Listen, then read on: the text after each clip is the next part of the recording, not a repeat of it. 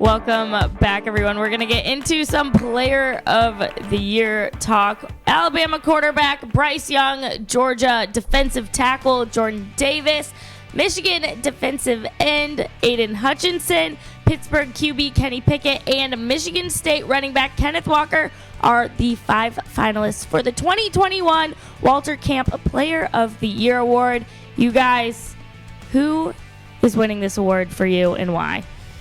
Well, this is tough because I'm a little selfish, and I want to say, obviously, my Heisman pick is still Bryce Young, but I believe, in my opinion, if you look at the recent Walter Camp Player of the Year awards, most of them are Heismans. I mean, Tua won it 2 years ago, and then that was when, or 3 years ago rather, and that was when Kyler Murray won the Heisman. But Joe Burrow, Devonta Smith, Baker Mayfield, Lamar Jackson, Derrick Henry, like these are all Heisman winners. So to settle my point, I want Kenneth Walker to win it.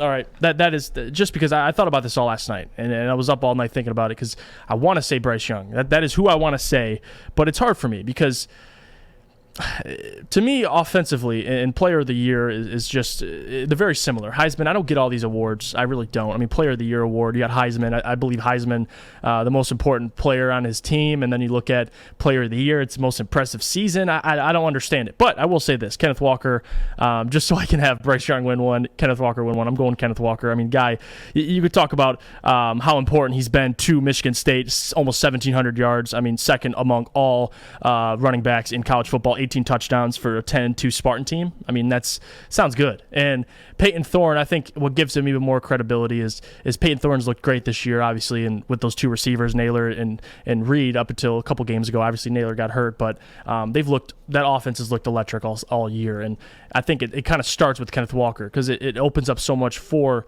Peyton Thorne. So I think impressive season by him, and I think offensively so dynamic. So I'm going to throw him in for my pick to win the Walter Camp Player of the Year award, just so I can have two guys that I can't decide between, win one of each award. I'll just go with that. I think they both deserve it, but for me the race is Hutchinson, it's Walker, and it's Bryce Young. That's my 3, and it's going to be interesting to see who ends up getting it. But why not split it? Kenneth Walker, and then we got Bryce winning the Heisman. I'll take it. I don't even know what to say to that. Look, I think the Walter Camp Award should go to the best player from week 1 to the final week of the season who's demonstrated value to their team, consistent play, who's shown up in big games. And I think, right now, Bryce Young hasn't played that big game. It's happening on Saturday, but he hasn't played it yet. So I'm waiting for that moment from Bryce. And if he shows up on Saturday, it's going to be tough for me to argue against the Walter Camp Award or the Heisman. Having said that, he doesn't have it on his resume yet. I know his numbers are good. But for me, I think the poll front runners should be the guys from East Lansing and Ann Arbor. I think Kenneth Walker and Aiden Hutchinson have shown immense value and elite consistency all season long for their programs. They've helped single-handedly win their programs' football games. For me, those two deserve more credit than what they're even getting from their own local media, let alone national media. So for me, I'm going to give my front runners until the weekend passes right now to Kenneth Walker and Aiden Hutchinson. It's no doubt. Bryce Young will have his opportunity this weekend, the same way C.J. Stroud did against Michigan. Stroud had his opportunity to go out, continue the win streak, dominate in Ann Arbor. He didn't. Yes, the numbers look good, but it was all check down throws. It was all 7-8 yards down the field. It wasn't anything impressive. Michigan put up a good game plan that he couldn't figure out. That eliminates him. Bryce Young, going against one of the best Georgia defenses we've seen in a long time. Mm-hmm. How's he going to react?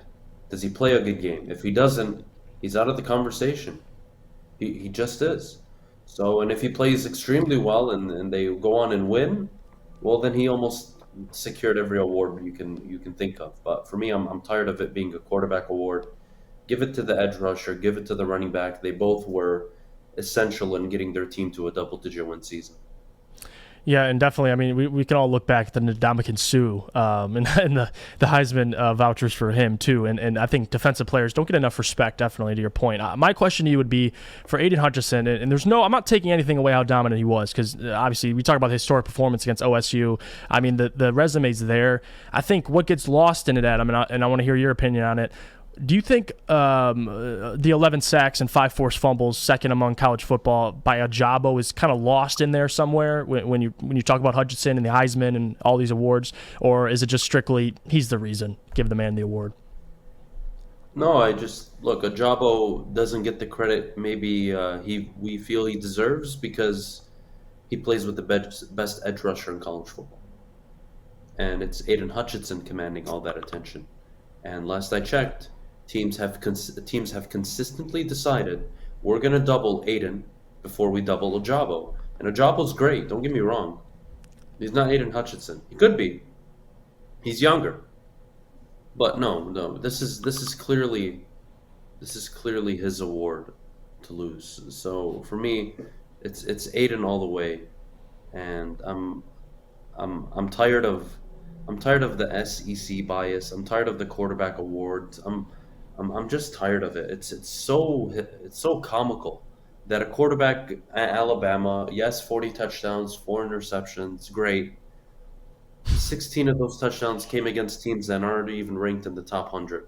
It's just so funny to me. I'm not going to sit here and say Kenneth Walker's touchdowns are against bad teams. I mean, they're touchdowns, so you got to count them all. It's the big games. Not, though.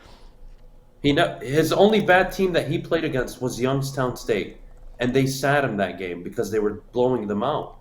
He could have easily ran for 200 yards and padded his stats, but no, they saved him. No. No, I mean, listen, I'm not going to take anything away from Bryce Young. I think playing 11th ranked Florida, he played 12th ranked Ole Miss in Arkansas. I mean, there's a couple ranked opponents in there. I mean, that's college football. I mean, I don't. He plays in the SEC. I get it. And played well. He struggled against LSU. He struggled against Texas A&M. He struggled against Auburn. Struggled is interesting. I mean, the guy defined struggle. I mean, they had a close game, to your point. So I guess, I mean, he didn't. It's not like the guy went out there and threw interceptions. I mean, he still plays well. They win. So I think that's the biggest thing. This reminds me of the Aaron Rodgers conversation because Aaron Rodgers doesn't throw interceptions. It just means he's had an above shoulder blades above everyone else. Like he throws the ball away. Okay, fine. He doesn't commit interceptions. Doesn't put his team in a bad spot. That's what I meant. I mean, it doesn't. Fine, but 3 and outs, not being able to drive the ball downfield, not putting together drives. That's just as damning on your team. Just because you don't throw interceptions doesn't mean you're not playing well. I don't get that argument at all. And look, Bryce Young has been impressive all season. I'm not going to discredit him.